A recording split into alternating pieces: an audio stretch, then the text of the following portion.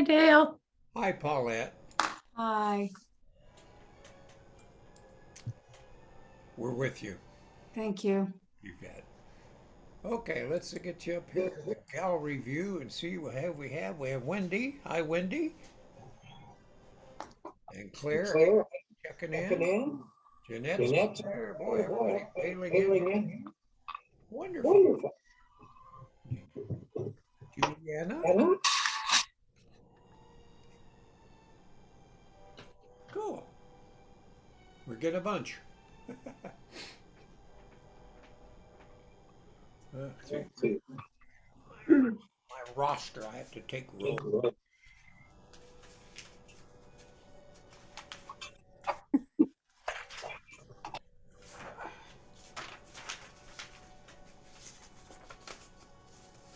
Well, how is everybody today? And how's the weather where you are or something?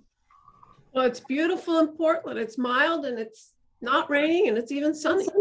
Yeah. In Portland? Amazing. Portland. I know. Wendy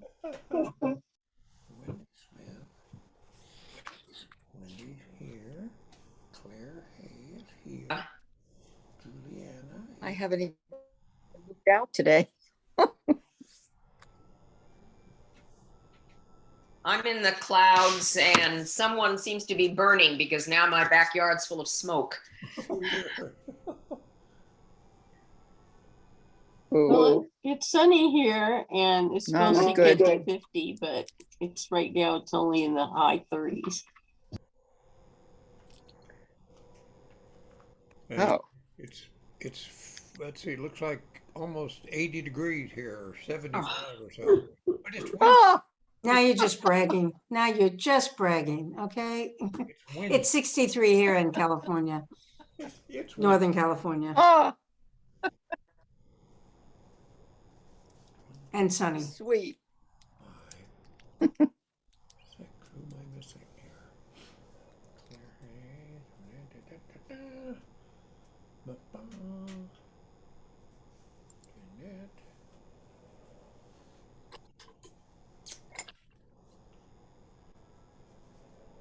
All right.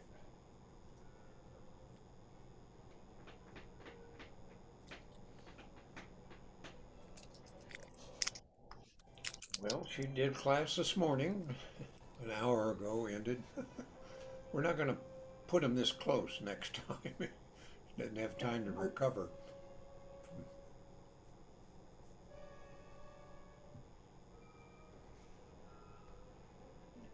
Yeah, Juliana, you have to unmute yourself there. Yeah.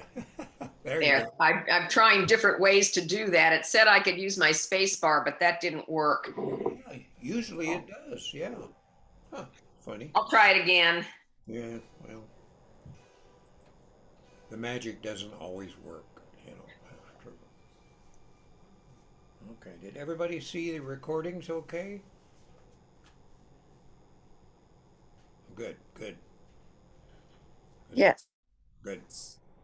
It takes a while. I have to download them and then I have to upload them to YouTube and it takes quite a while.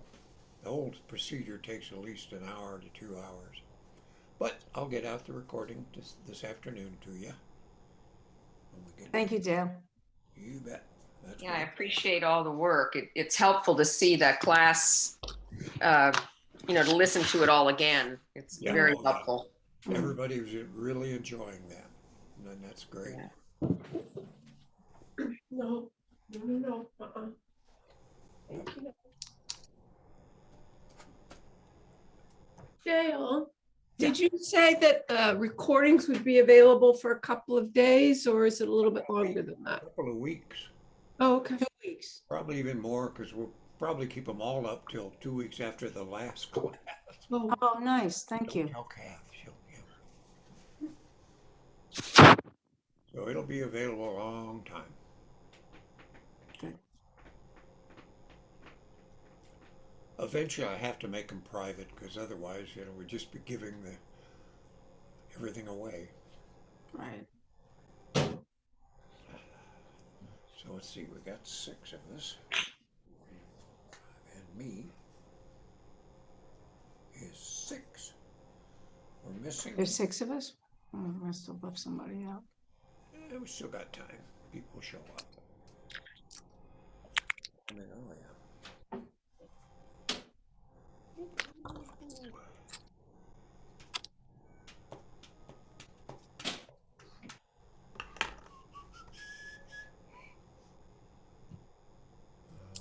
Right. Check out my camera views here. Yep, that's good. My hand.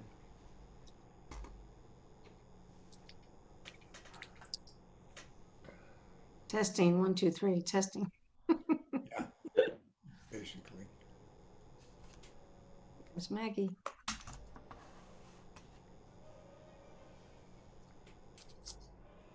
There's where she normally puts it. We were playing with colors last time, or last class. Okay, it works.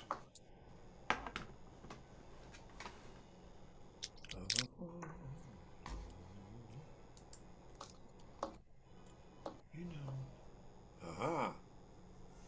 How in the world it's doing that?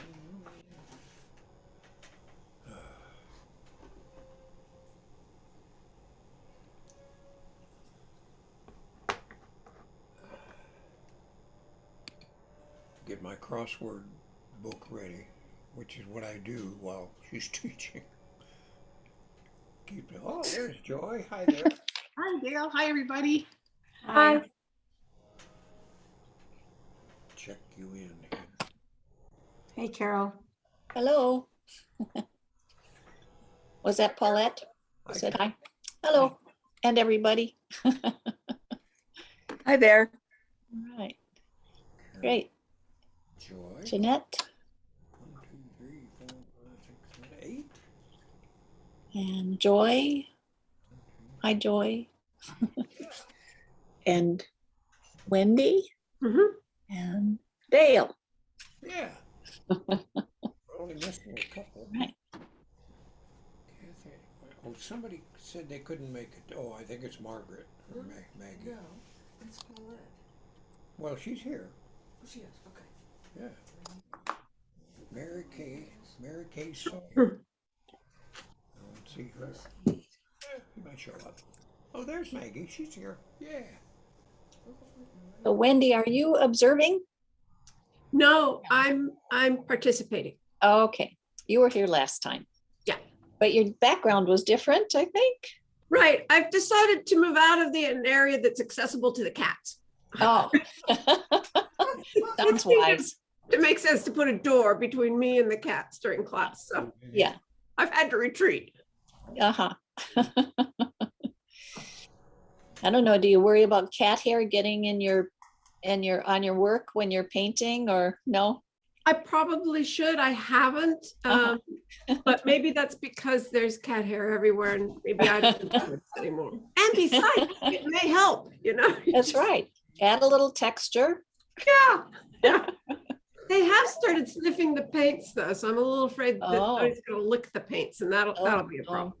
How many cats are there? There are only 2, but they're a handful. We have one, and she is in and out. She's both. You've done some watercolors of her, I think. I think you showed some this summer of her. I've done very little of her. I did the previous dogs. Yeah. I really ought to do more of the cat because she really is rather spectacular, and I should do some. And she's getting old, and that's when if you have an old pet, they hold still. Yeah. Your sketches will be better than your photographs. Back when Yeah. I had a kennel of dogs, we lived right next to the Rio Grande in New Mexico. And I would take maybe 5, 6, 7 of them over to the river to play. And I took pictures. And I went through on successive evenings 2 35 exposure, no, I think they're 32 exposure rolls of 35 millimeter film, for which I got 2 good pictures. Then I went over and sketched while they played. I got a gob of really good pictures. Sketch works much better. You actually catch the motion because you see it coming and you know it going. And if you do sketch from animals in motion, at first the sketches are horrid and then they get very, very good. The horrid I have never gotten by the horrid stage. And people too. My people all look slightly odd. if you want to do them, do more. Yeah, I know you're right. I find it really, really hard to do people. And I don't even want to try and do people up close. I would just like to be able to put people into some of the we went crabbing last fall and I tried to do a sketch of people in the little boats in the bay crabbing. Uh-huh. It was a challenge. You want it too perfect. Well, If you will go for less, go for the idea of people crabbing, not yeah, for the people who are crabbing, the idea of people crabbing. There is a big difference, and when you get there, you've really achieved. The camera can get those who are crabbing. That's its job. You can get the whole crabbing scene, and it's really quite exciting when it happens. And then you look, the day you do it, you won't appreciate it. A couple days later, you look at it and say, oh, I remember that boat, and I remember those people crabbing, and I can see it. And it's a real revelation when it happens. And I've done it I used to get up at 4 o'clock in the morning in Las Cruces to get down to Anthony, Texas for the horse racing day. They'd start practicing at 6, and they ended at 10 in order to clean up the track for the actual crowds coming. And my sketches were so bad. I go to the grocery store and get brown paper grocery bags, cut them open, and take them down and sketch with pencil.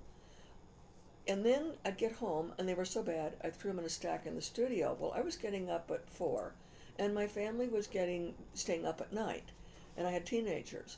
And after a couple weeks, I really had it, and I wanted to, quit. So I went to look through the stack, and about the second one down was Leroy on the Little Bay. Leroy was one exercise boy. He exercised several horses. The Little Bay was one of the horses, and it was dead on, and I'd never noticed. And then I started to go through them, and they'd got very, very good. And what happens is you keep raising the bar, and you keep wanting it to be better than it is, only it gets good. If you put in the discipline's not nice. Yeah. And I probably lasted, I'd get down there at about 6 and probably last till about 9, and that was it, and go home. But my goodness, they got good. And that's live animals running on a racetrack. And at first they were terrible. So I highly recommend it. At some point, I will do it again. Right now, we're very involved in this spring, which has a lot of onlines and a few live classes. And then we have 3 distant, real live workshops in the summer, which I hope I don't have to wear masks. And then after that, I'm not quite sure what's going to happen. After that, I might be retired. But we'll see. Right. So, any questions from your homework last time? I really gave you a lot to do. Nobody? Well,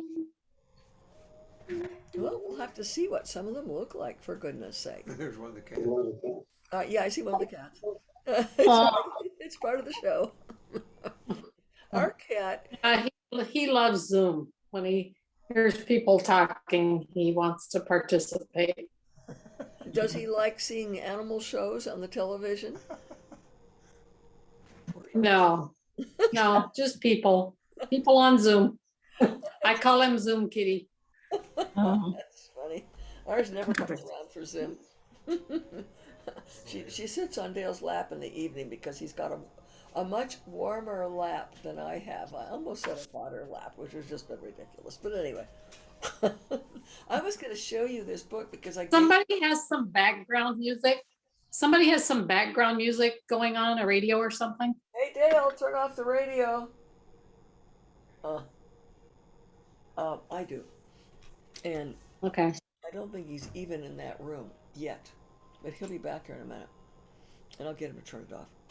You're listening to Sibelius, though you might not appreciate it at this distance. Um, I'll go get it. You guys talk.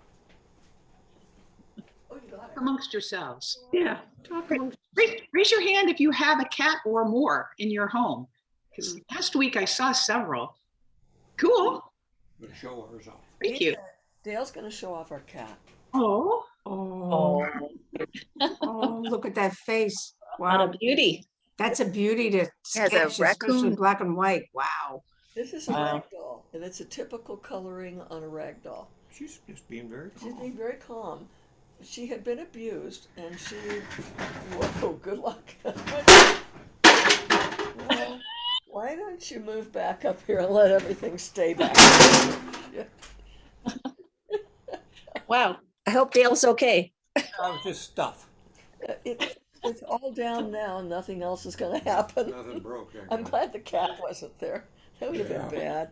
Anyway, anyway. She's a rag doll, and she was abused as a kitten, and got away and got pregnant, and we bought her from a secondhand. What do you call it? A cat refuge. Rescue? Yeah, Rescue? rescue. She was a rescue. She's a lovely rescue. Anyway, and nobody knew that she's a purebred, and she is a fancy purebred. But nonetheless, she's a neat cat. Any questions following what you did last time? Because you got a lot of work to do.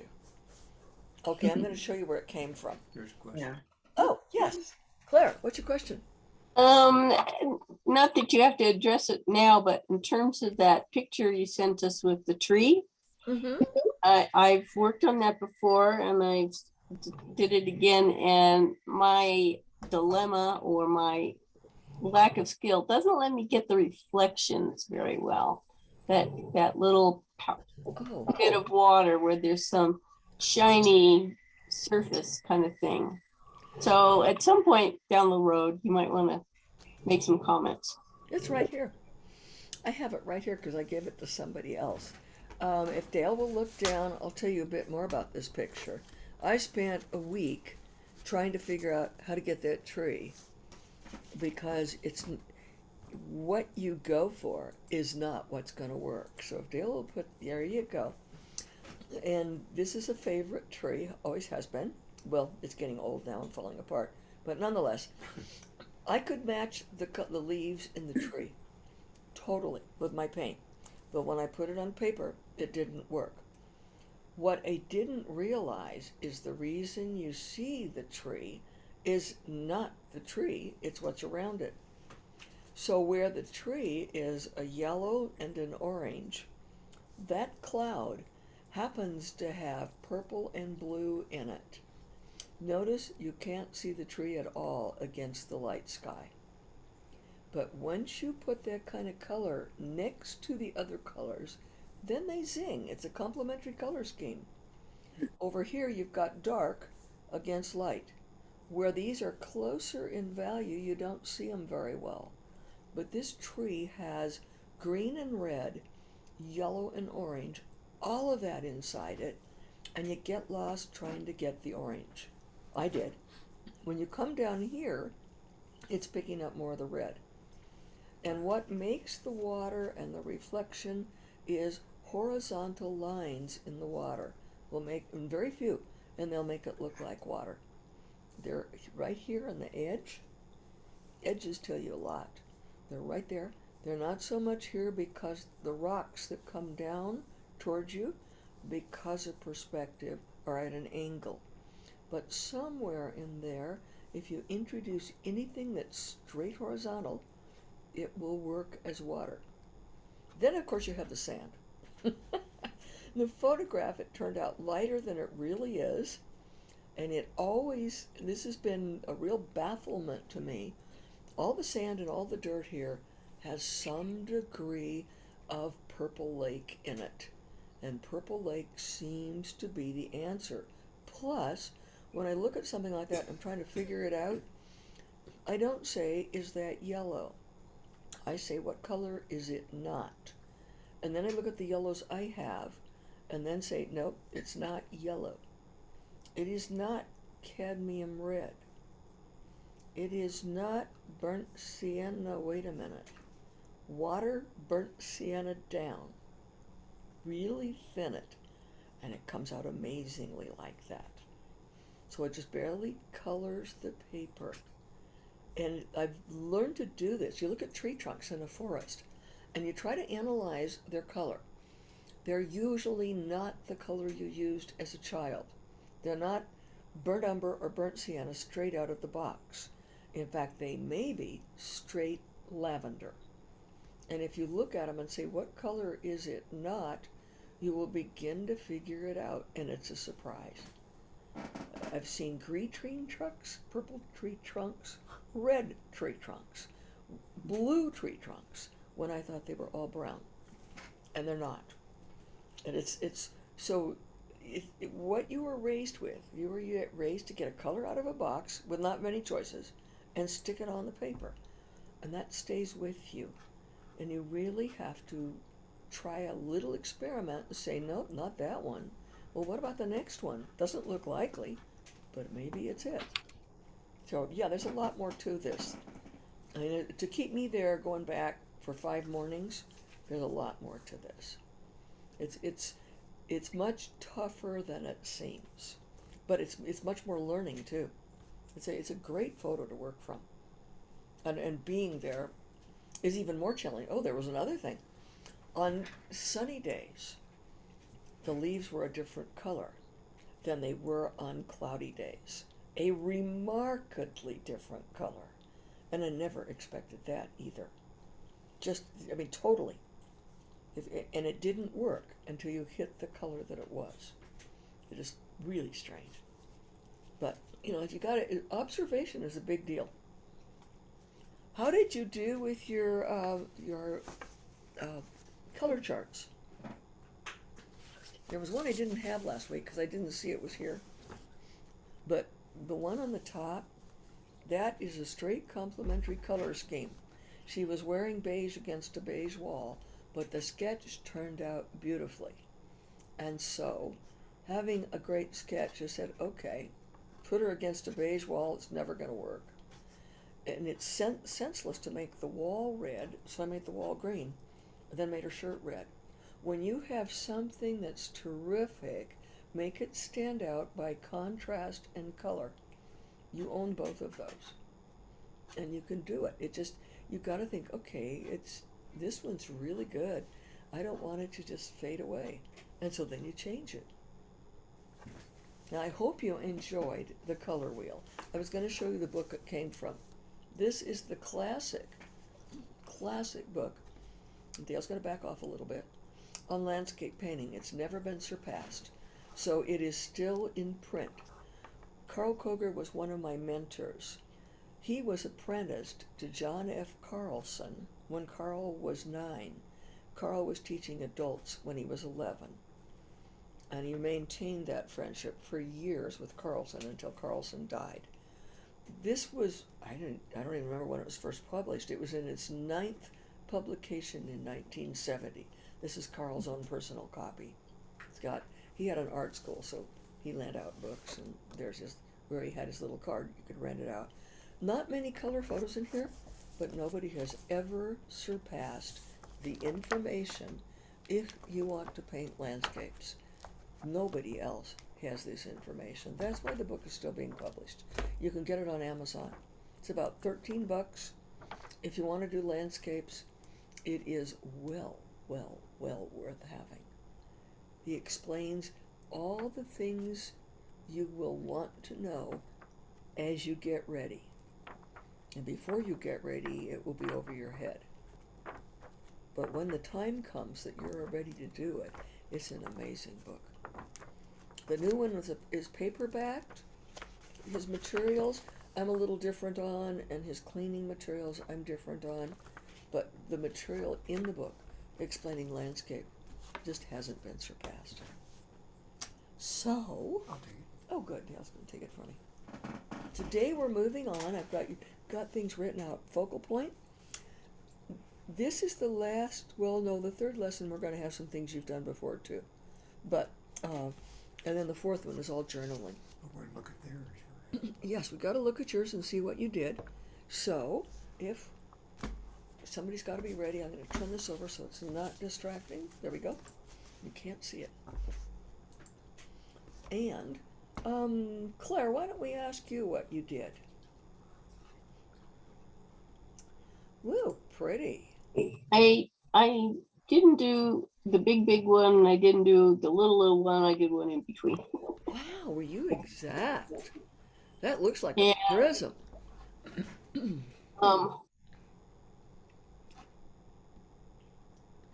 But what I did over here is this is Purple Lake, pure Uh-huh. Purple Lake.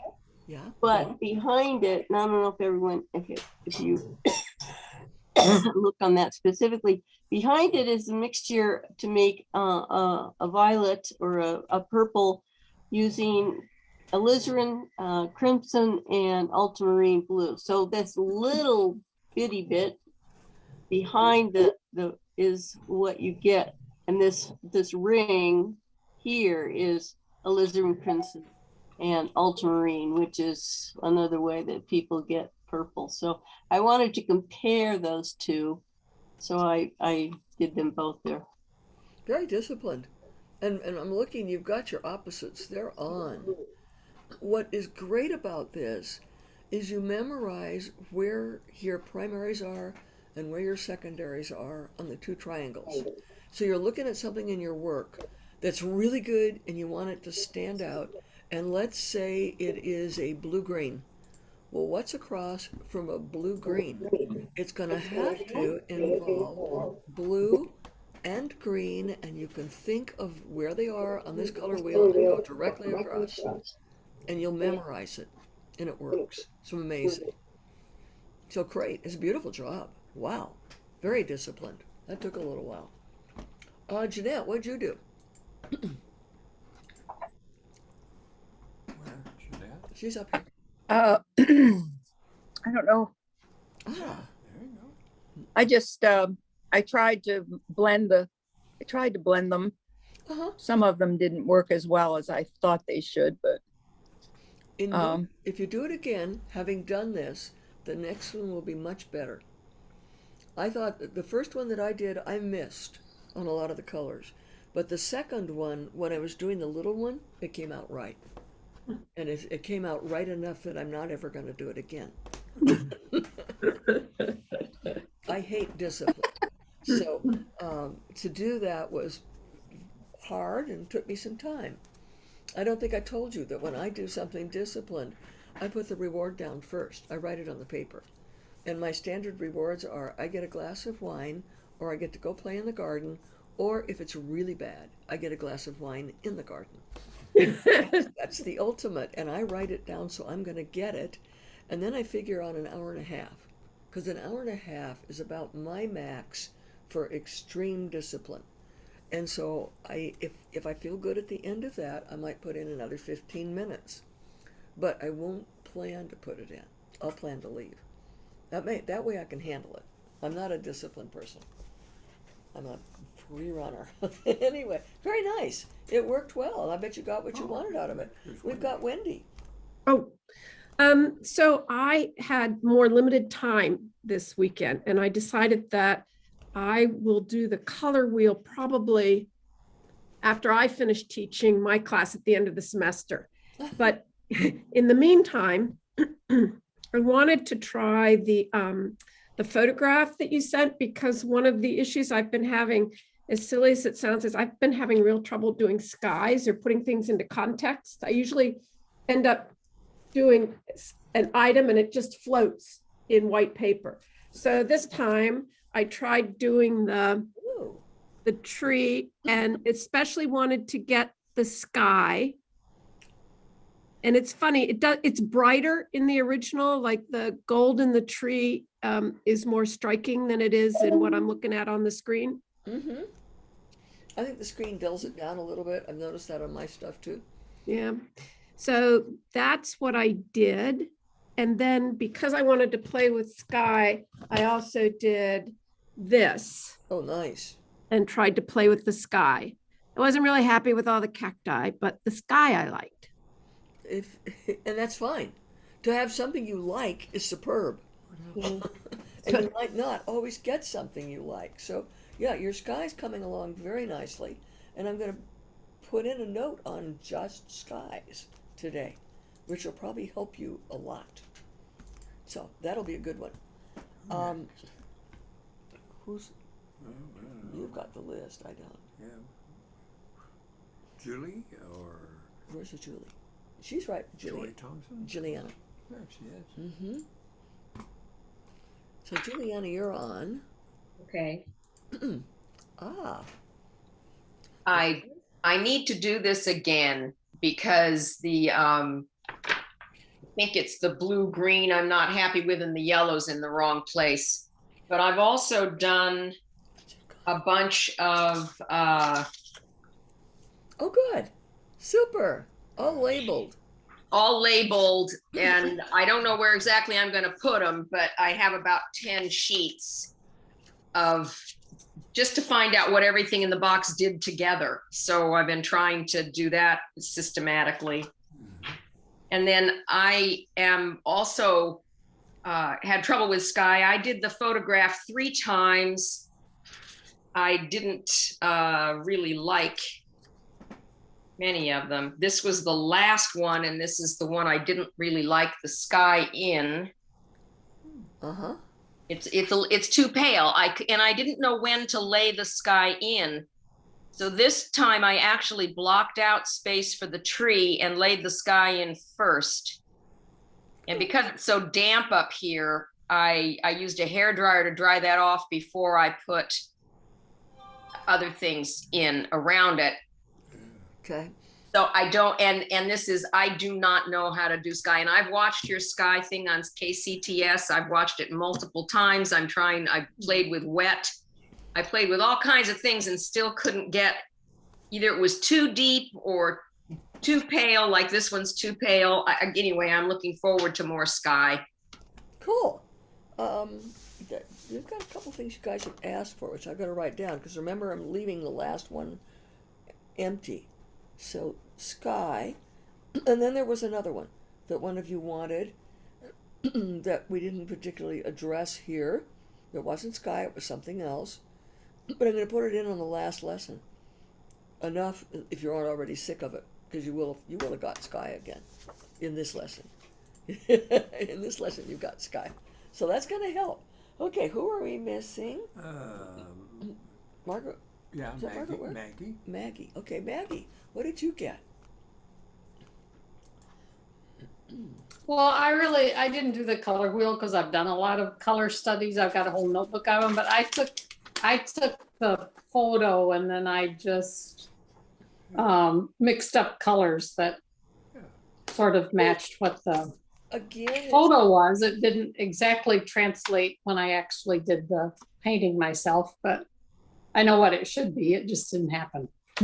But you learn more, and that's the whole deal. You learn how to go at it, and that's the deal.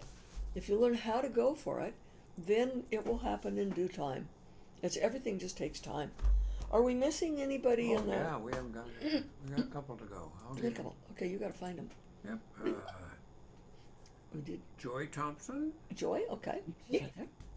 I did not do the color wheel either. I got too excited about the other one and forgot all about it. And I just have to say this because when I took the class the first time, I was so overwhelmed by trying to paint that picture. I just did a little bitty rock and that was it, nothing else. And this time, look at this. I did the tree and the sky, and I'm so thrilled because I see my progress.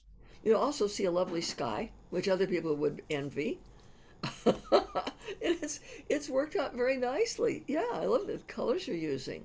You really got a feeling for that tree. The tree is really elusive because you get hooked on the tree and don't notice that the colors around it are what make it work.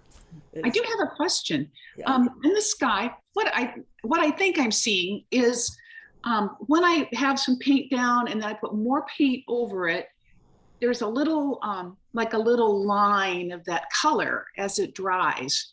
And is there a name for that? And is that bad? Is it good? It's the edge of a bloom, probably. Mhm. And in skies, it works beautifully for you when you learn to make it do it. And it takes a while. It involves enough water that the water spreads. Oops, can you go back to my face, please? Your face? My face. Oh, My face.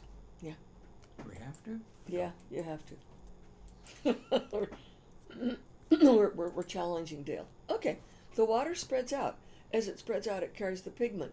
Then as it dries, the pigment's heavier and it stays behind on those little edges. So when you enter a new wash over an existing wash, especially if there's a difference in the amount of water in both of them, you'll get these peculiar little lines. Real educated watercolor is when you have learned how much water you have in the brush and how much water you have on the paper. And that's the nth degree of watercolor. So if it's happening now, it's happening by accident. If you stay with watercolor, you will learn to control it. But that is pretty late on. And until then, it will surprise you because it will do things. You put on a wash, and then you put on something next to it. Well, the old wash is drier. Now you have an interface of the new water with the old wash, and there's going to have some kind of margin. If you try to go over the old wash to make it the same, you will pick up color. And it will probably get worse for a while. Then it'll get much better. And you have to go through the bad stages in watercolor. I used to say you have to do the bad ones. You do the bad ones to get to the good ones. And you have to accept that you're going to be doing some bad ones, maybe a lot. The more you push it, the more bad ones you're going to get. But in the process, you'll learn. Okay. And it's after you've got them How that it about works. Carol Rogers? Carol is down there. Yeah, I know. You know. Okay, We don't need it. so, You don't need me.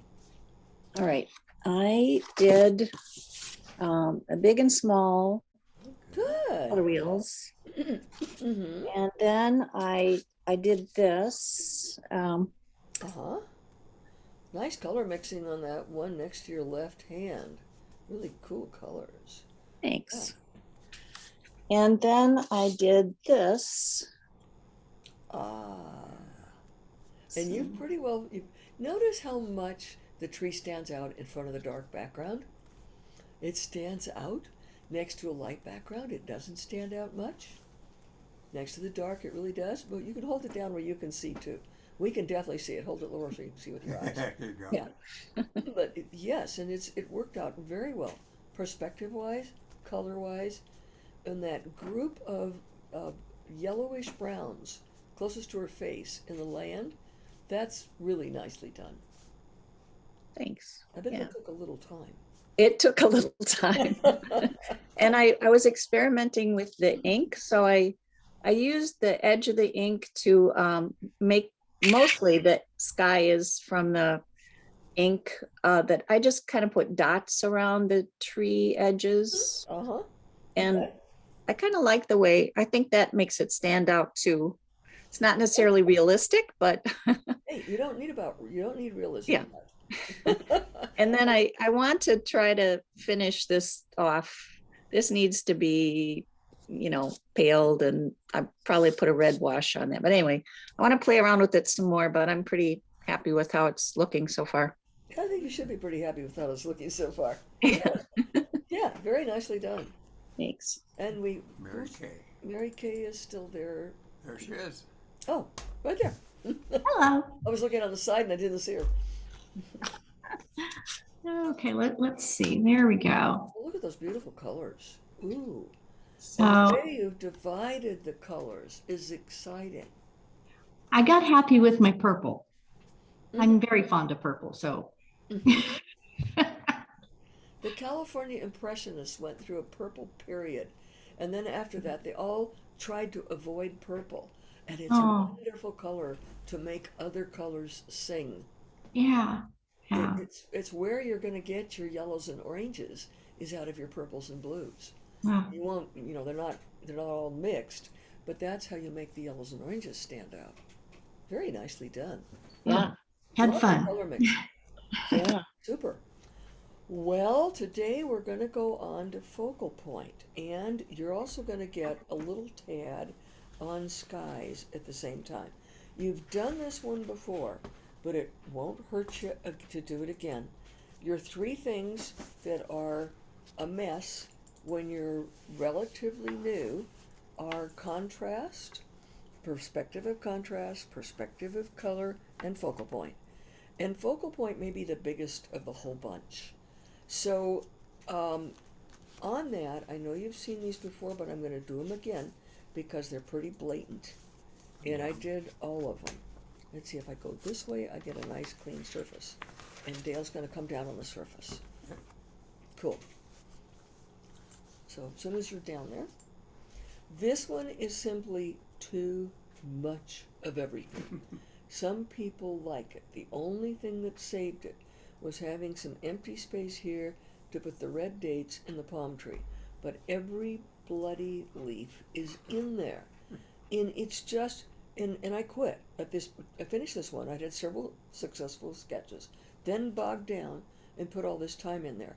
There is one really good thing. It's right there. It's that palm tree that's done loosely with watercolor, not with the tip of the brush. These are done with the tip of the brush, little teeny thing after little teeny thing, and they're pretty much all lost because of it. Another really great example of terrible, terrible focal point is this one. And this is done at a hotel here in town. What I wanted was these houses with some foliage against the mountains. When I put them over there, the placement's not bad at all. It's what went in after that. There's another focal point. The contrast makes a third focal point, and the whole thing is lost. So after I got home, I wanted to know how long it would take to take that focal point and get it on a piece of paper minimally and time it. 11.5 minutes. I've got exactly what I wanted. I've got the buildings against the mountains with a bit of the foliage, and it even looks a bit like a palm tree. That's all. So if that could be done in 11.5 minutes, what was I doing here? This was a warm-up for doing a forest fire that was going on in the background. And after doing this, I knew I had to get control of myself. So I went to the back of the property where there was an uncleared pond. It was all green browns and brown greens. Used a timer this time, and this is 20 minutes. There were trees everywhere, cattails everywhere. It was a mess. So picked a focal point and stayed on it. Just one. It's the contrast right across those two rocks. Added enough to get the feeling of a palm tree. This one tells you that it's a palm. Added enough to make the water kind of grungy and make it look like water. This is quick. And then there were buildings. That was enough to make it look like buildings. What you want is the essence, and leave. Your camera will do much better at the details. And if it bothers you when you get out there to cut it to your focal point, then take a picture with your cell phone. Then you've got it. Now you can work on a focal point. Use your timer. That's what this ugly watch is about. And I put the time on the paper, and when I hit 20 minutes, I got 5 minutes to finish, unless architecture is the subject, and then you get an extra 5. That makes a huge difference in what you will get and how successfully and how well you will learn it. The really weird thing is when you look at the sketch, you'll remember everything that was there. Though you specialized on a tiny bit, you had to really concentrate to figure out how to make that little bit show and not put everything else in. And it's terrific for learning both to concentrate and also to give yourself a meditation. So I'm going to show you one where I used it for focal point. Oh, I like to use this one first for a reason. You see the photo, and most of you have seen this one before. It's a good photo. Now, how are you going to do it? You can do the whole thing with everything. And yes, you can pretty well get that in 25 minutes. But you can also do just that much. You got a vertical. Now that cut it down. You can also go one step farther, anything on here, and do that. Do you see the darks behind that cactus? It's the darks and lights that make the prickly pear stand out. So you can get that. And that's plenty to do, amazingly. Or take all the cactus out, call it a field of green, and get the mountains and the sky. Or take just the mountains and the sky. The mountains help the sky settle down. Or look for the lights and darks and do that. All of that's out of one photo. And now I'm going to show you one that did get cut up like that. And it's got a little extra lesson in it. See if I can get the whole thing at one time. There's a lot in this folder. This is from Sedona. Let me get rid of all the writing there. Picture from Sedona. Now, what are you going to do? If I can get these somewhat in series, okay. Watch this change. And it's all from the same photo. Can you get both of them, Dale? That's better. Okay. Okay, there's one. It just changed. There's another one. It just changed. There's another one. It just changed. There's another one. Another one. Another one. Those are all out of one. And if you have a favorite place to sketch, if you go back and do it again and again, you will get a whole series of different sketches depending on what you want out of it. So I want you to be aware that you can do that. Now I noticed on one of yours that you used a hard line. Let me find my sketch pad in the midst of all of this. Around a tree, and then built the sky around that sketch. Now I'm going to see if I can mimic it because I want you to see it. And I don't have the photo of the tree, but this will kind of do it. And I think that tree has something down there, and it's got darks in here. And I meant to make this a harder line because in the one I'm thinking of, it's a harder line. Now, I'm going to put this in for a source of ink because I want you to see what was done and then get an idea of what the alternate is. What was done was coming up with a color like a gray in a halo around the tree, leaving this white space around the tree because you were afraid of what it was going to do when you hit the sky. That line around that tree is your sky. Come back in and fearlessly grab it and stick it in the sky. Skip some places. But that is a fabulous way to pull the sky. You're gonna, and where you don't want a hard line, come in and soften it, pushing your brush. It's a hard line right there, but see how well it works? Now, if I wanted to get some shadows in the tree, probably pull those out of there too. But it's so much more effective not to have it just be a hard line. Now, one of you mentioned this effect of more and less water. I'm trying to get rid of it. If I can't get rid of it, I'm going to hide it. I'm going to come back and break that up so that you don't notice it. Hide it. That works. That line that was occurring, which is a natural thing in watercolor, I didn't want. So now, blur it. There are some really strange things you can do in a sky. Really strange. Try to keep in mind that it is water vapor. And so you're playing with water. It's a natural to make a sky. Now, if I put hard lines in the sky, only if you put hard lines in, this is always a toughie. There go some hard lines in the sky. You certainly don't want to do this in the sky. That is very hard to get rid of. This isn't hard. The hard lines don't belong in the sky. So get rid of them. But if you wanted that stormy sky, you're going to need some of that. Now I'm hitting the line over and over as I wet it. You don't do it right away, you won't be able to get rid of the lines. And that's too distinct. Come back over here to pick up a bit more of this. And make it less distinct. That's a little bit too light. I don't like that one. So play with it. This and your pen is probably one of your very best tools for playing with the sky. But I wouldn't draw the sky. I would pick it up from the borrow pit and stick it in.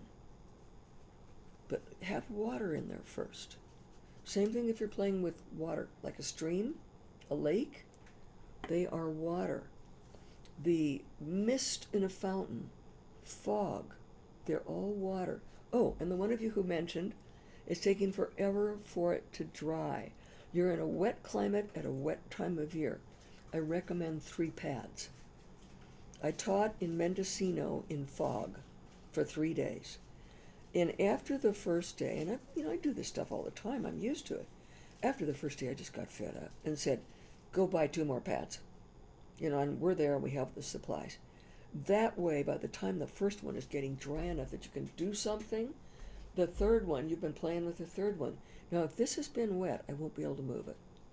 If it's been wet, it's still a sharp angle. But can I get it in there to where it looks natural? Yeah. See the fun of that sky? That's a fun sky. Don't be afraid. You won't really hurt anything at this stage to make a sky out of stuff. But your big advantage is water. Oh, and color? You can have any color you want. I never mentioned clouds reflect a lot of what's under them. So you can put those colors in there if you want to. There's nothing against it. I'm going to prefer to use, this is the set you probably all have, because you've all been here a little while. So I'm picking up a little yellow ochre, and there it is. But what would happen if, instead, the lid of the box, lovely grunge, lovely grunge. The lid of the box is an absolute natural for pre-mixed, slightly different colors. Just as it would reflect from the ground, just as you'd get in a sunset. Don't be afraid to use them. See the variety? And sort of look behind your brush as you're going so you don't hide it. So much more exciting. At least I love a sky like that. Now, if you've got linear clouds, especially if you've got a wet background, you can go for linear clouds. Oh, something I didn't mention, and you don't see it right off the bat, we were raised using a brush like this. We also write like that with our fingers. I have no cartilage here or here. This is quite painful and gets more so. But your arm isn't likely to get stiff. In all of Asia, kids learn to paint and to write kneeling on the floor on a pad over a piece of paper, locking the wrist, usually in a 90-degree angle, and going from the arm. At first you're very inaccurate. Then you get very expressive, and you're not likely to be tight like this. You're likely to be loose like this. And you can use the tip of the brush, simply rotate the arm. But you'll also get wonderful loose strokes. Practice that. At first you'll be inaccurate, then you'll get very accurate. More so than if you were doing this. Oh, and the other thing, and I have to mention it, if your elbow is free and you can use your arm, your chi, or your body energy, comes down the arm to your hand. If you're having a rotten day comes to the paper. If you're having a splendid day comes to the paper. And you will see a difference with your mood swings. If things are just going marvelously, that's going to come through to the paper if you don't lock it by using this. You lock it out when you use this. When you come down here, and if you have a great deal of arthritis, your hand may freeze with time. Your arm is not likely to freeze. Your arm is likely to continue on, giving you the opportunity to be very expressive. Now that just stands out like a sore thumb, doesn't it? How to get rid of it? I can't really get rid of the dark around that dark edge unless, pick a side. This one's kind of fun. I'll pick this one. And now I want something dark. And I want it neutral. Ultramarine blue. So inclined to using Purple Lake. I love it. But I want it neutral. That's a nice purple.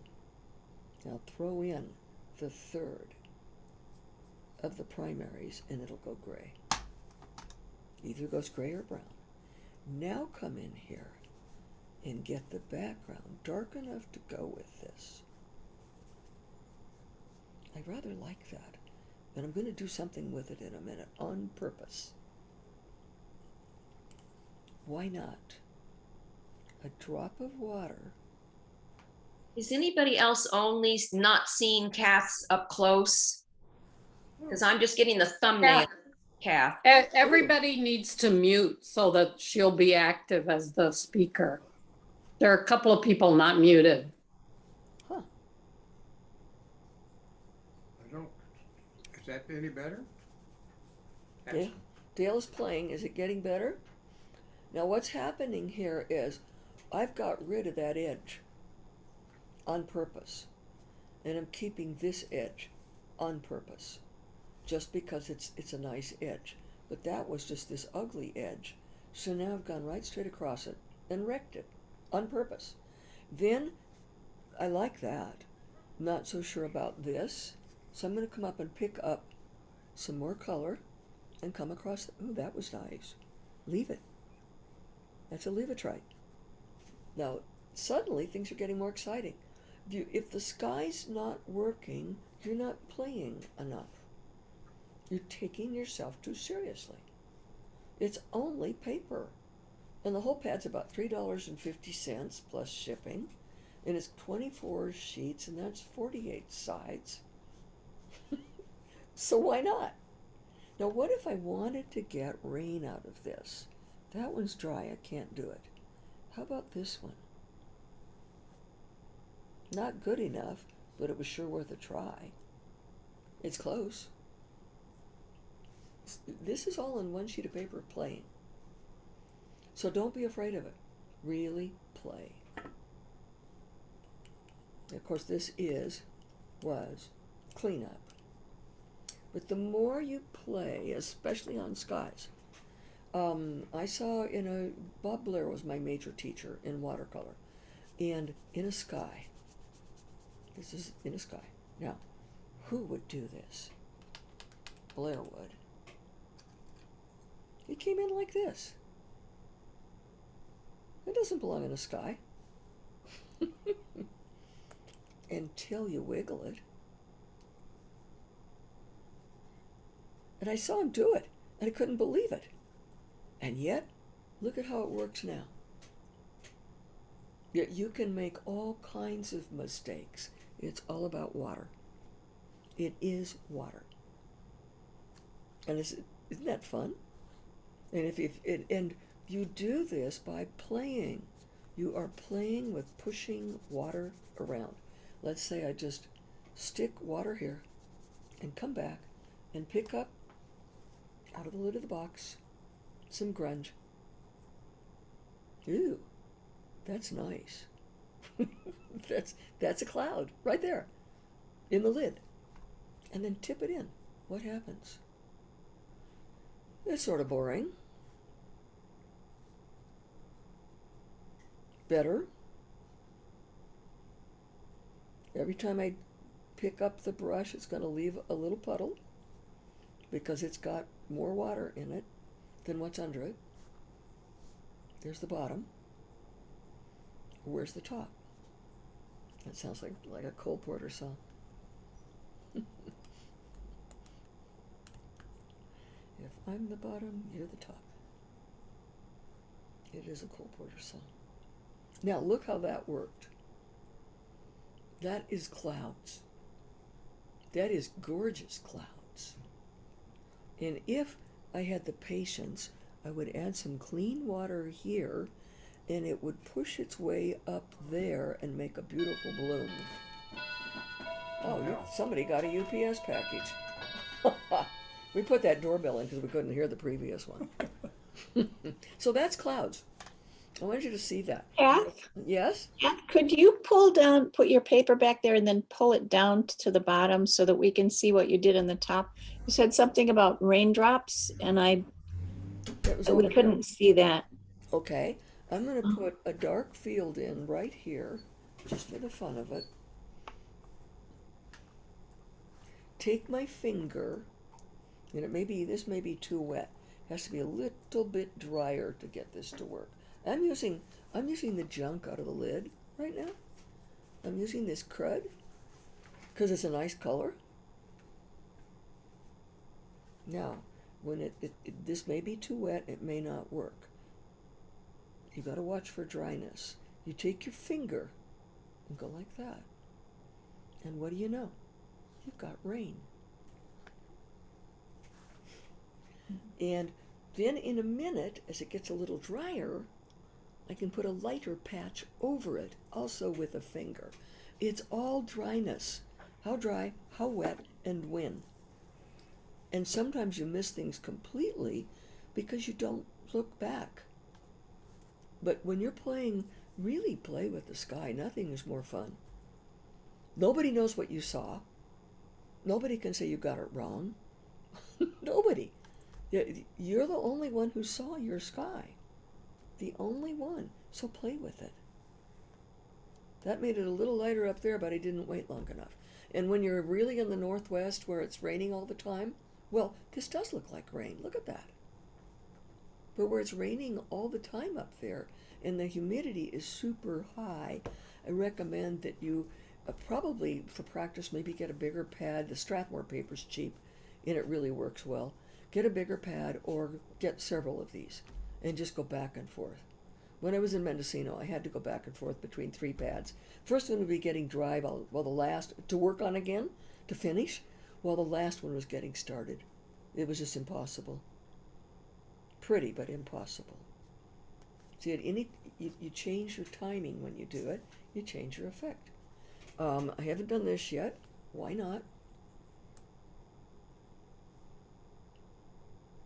Kind of don't want to wreck that, but okay.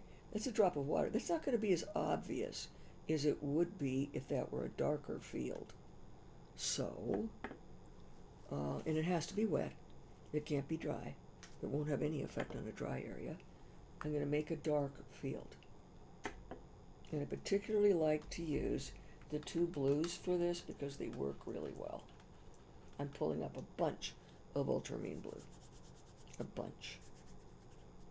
And I'll pick up, clean it first. Get some cerulean in there too. No, I bet I could do it right now. If it's too wet, this won't work. You look at it from the side.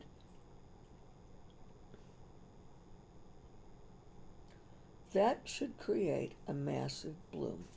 These usually happen by accident, and I try to point them out in class. But if you want something that looks a lot like splashing water, and they're very effective, but it takes a long time to learn to master them, you can see on this one, as the water spreads, it carries the pigment. The pigment's heavier. As it contracts and dries, it leaves the pigment. Now, how to control that for where you want it? That's the next step. But the effect is fabulous. And I can say I have not yet really learned to control it. But it doesn't matter. I know it's there. Look at the beautiful edge. It's all using more water and not being afraid of it. And you can have some light areas too. That's a pretty good light area right through there. That hard edge, doesn't belong in the sky. So that needs to be hidden. What would happen if, this is just fun, why not? I squish the water out of the brush. I'm going to pick this up. Well, that edge is still happening. What happens if I choose to pick this up at this moment, leaving the edge? Why not? Why not find out? Might be a botch, but is it interesting? Now I've still got that absurdly dark edge and now a light middle. And I just did that for fun. Want to know what happens? Sometime in the future, I might use that. Not now. I'm not ready for it. So, I wanted to go on. Oh, by the way, this is the way you were taught to do clouds. See if I can bring this one up. There you go. With a hard line around them. See how artificial that looks?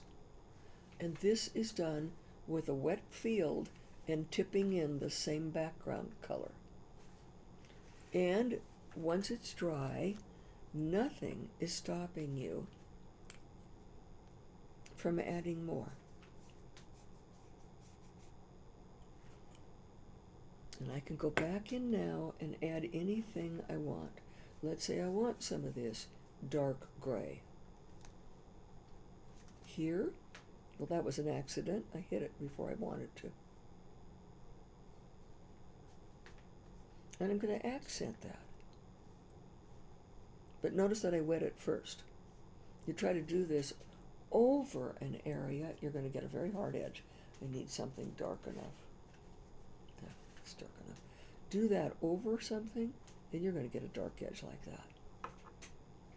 You want it to blend, then you re-wet it. And you can re-wet a watercolor as often as you want.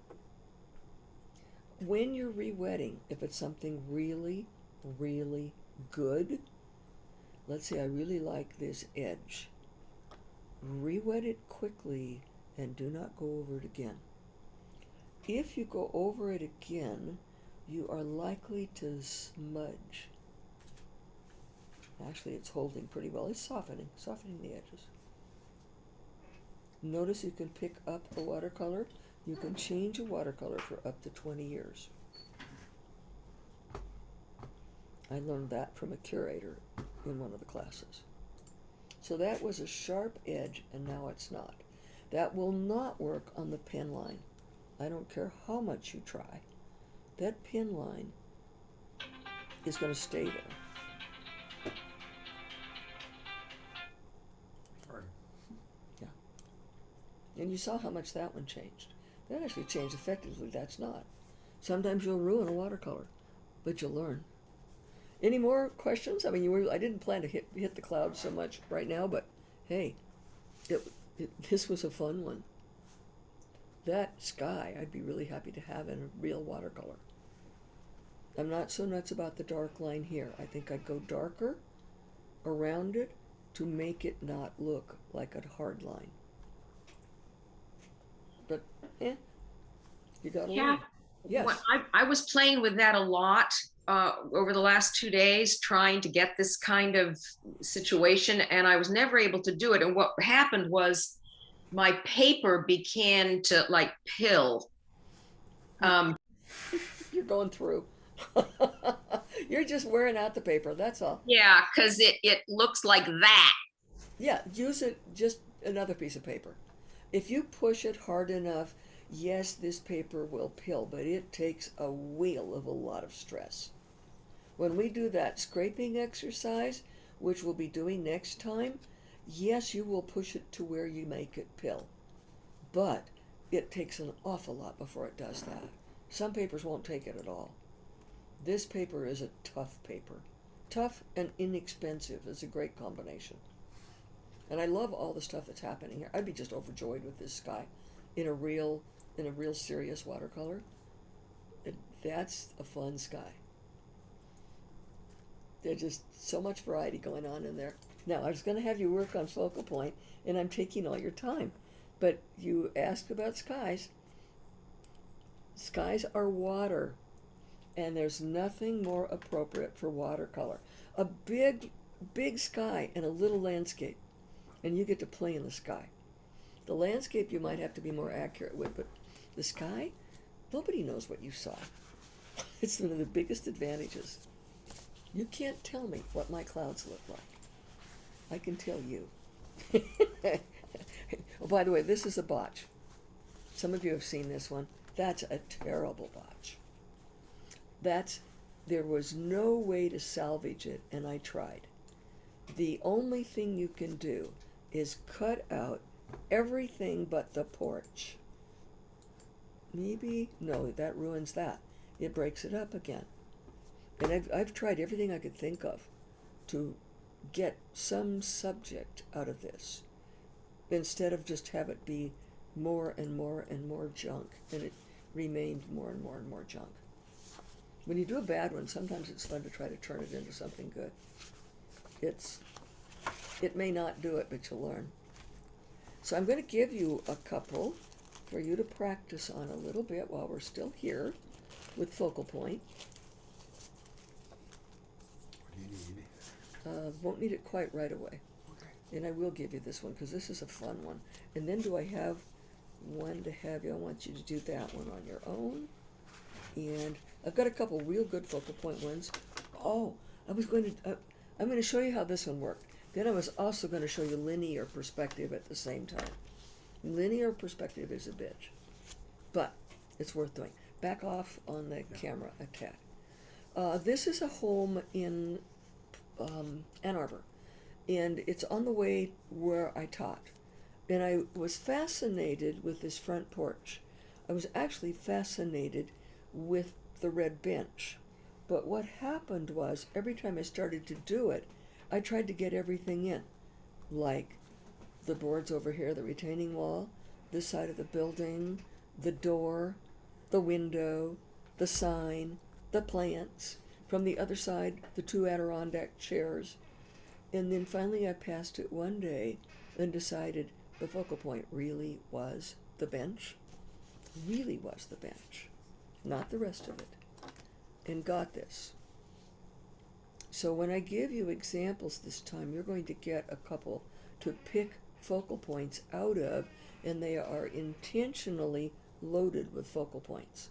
So you have to pick one and stay on it. I recommend a timer. But it is all about the bench, and everything else is hinted at.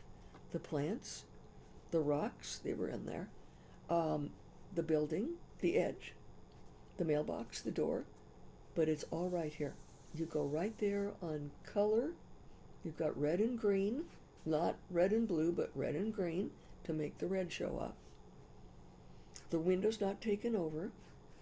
It's all about get the bench and a bit of the stuff around it.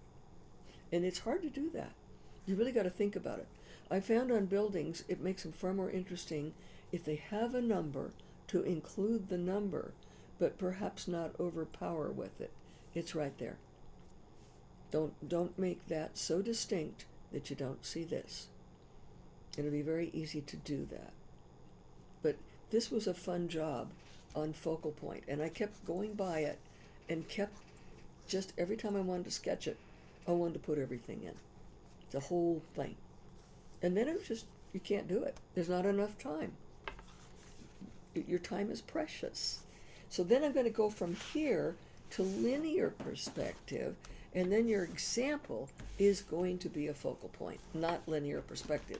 But I want you to see an exercise that works for linear perspective. And you can do this at home if it matters to you. Gotta watch my time a bit. No, not that much. This is one exercise where I decided, okay, what's the smallest sketch I can do and have something look like what it is? And I picked a doorknob. And that's it. That's all. And it's a good exercise. Pick something, and how little can you get away with so someone can see it. It's a great exercise for learning focal point. But this is linear perspective. I got to make sure in my book I got this one exercise upside down, and it really, really, really, really matters. If you have a hall in your house, if you don't, use someone else's house. Put your chair right next to one wall. Now you use your pen as your tool. When people are holding this up to their eyes, they're not reading the label. They are using it to see the angles that come in from below and above. And then they will repeat those angles on their paper or their canvas. And this is your device for getting all of these angles that go like this. For the ones that are going in, you use this. I don't need this, but I really need this. So what you do is first draw the door at the end. It's easy. It's straight at you. Make sure it's straight at you. No weird angles. Get the wall next to the door. If you have baseboard, put the baseboard in. If there's a space under, put the space under. Locate the doorknob if it's got one. This happens to be our intake for the cooling and heating system. So once that goes on, it's going to be at an angle. Otherwise, it would be straight up like that. So now, using your pen, shut one eye. It's hard to do it with two eyes. Shut one eye, and notice if you're on this side, that's going to go straight up. If you're to either side of it, it's going to be at an angle. Put that on. Then start getting the angle here, and it has to connect there. And get the angle here, and it's going to connect there. And then if you have doors along the way, put the doors in. You've got spaces in between. Then, and you can tell by these two that I'm sitting right there. It's close to, actually it's really close to this one. Then you get the one on that side, and it's going to be a different angle from this side. Then you get the angle up there. Now when you have completed that, and this isn't easy, then either sit on the floor or stand and do it again. The minute you change your elevation, you change all the angles. I did not have to sit on the floor. By the time I got this one done, I understood it 100%. And notice this one came out a lot faster with less detail. This took a lot of time. It's a tough exercise. This was a solid hour and a half, and it was a glass of wine in the garden. I hated every bit of it, but I can now look at any building and get the angles right. And I've never seen an exercise before that allowed me to do that, and I've sure done a lot of them. And none of them worked. This worked. And if that's not enough, you can sit on the floor and you'll get one more set. They'll be totally different. This one will go far further down, and that one will be almost flat. Like, it'll be right about there. I mean, it's totally different. That's my linear perspective exercise. And you can do this and then look at the buildings across the street while you stay nice and warm in the house and get them, because you'll understand them. Oddly enough, and I didn't think this would work, but having done this, I can figure out archways and what are the angles in the archways, and it works. This was a solid hour and a half just to get these two, but they're good. And I've never found something I could use before that worked. So that's your linear. Any questions? Now you haven't worked on anything, and I want you to work on something while you're here and have to work on perspective.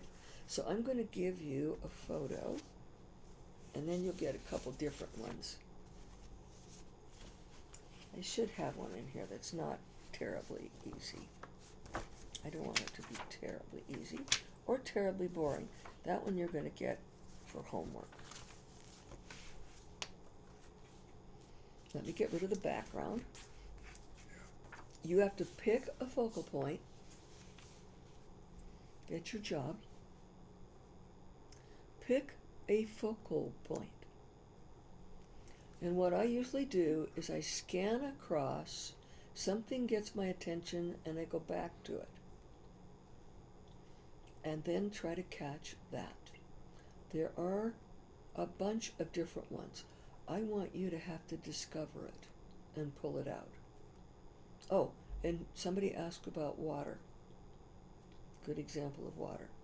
A few horizontals going through, just a few, makes that look like water. And then it has the colors of what's behind it. Notice how different it is from the grass.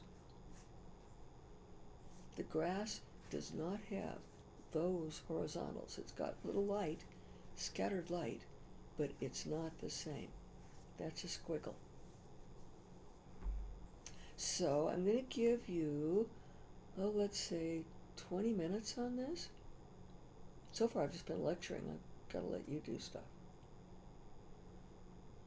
20 minutes. Because beyond that you're going to get bored. Find a focal point and stay on it.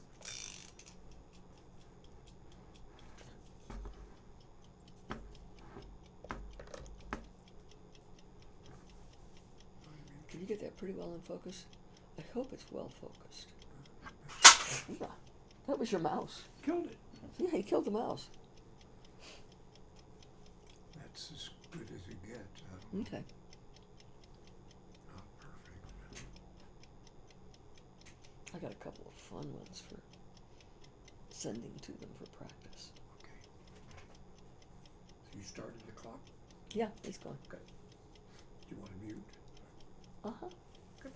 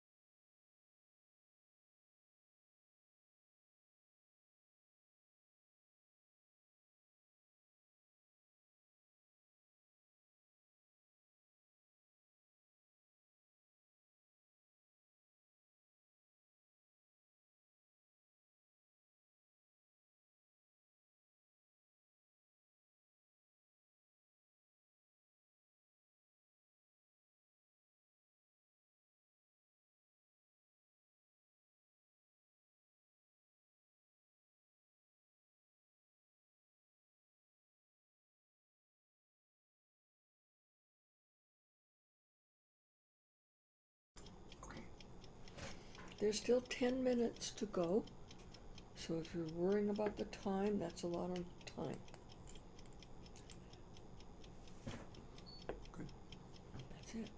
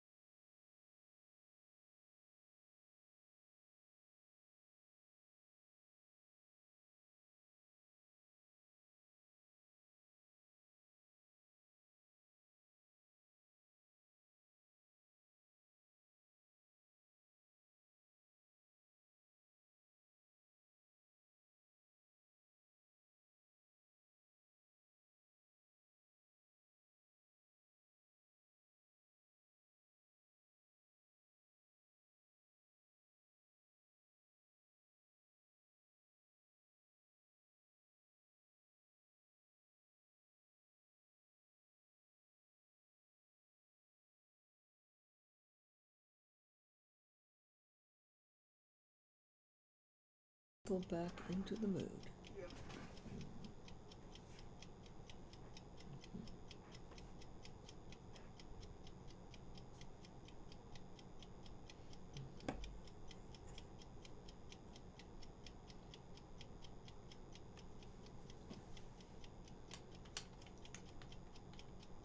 There's about only a minute left now. And as you will see in a minute, we're not always successful. It happens. Try that with a lip purple.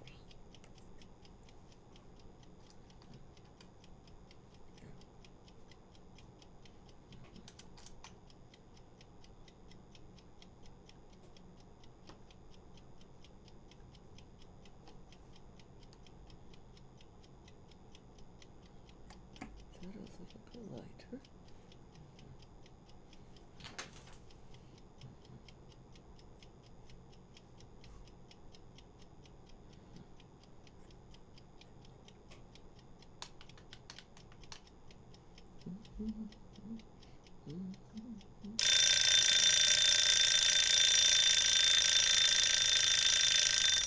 Well, we can see what happened. For better or for worse. It's funny.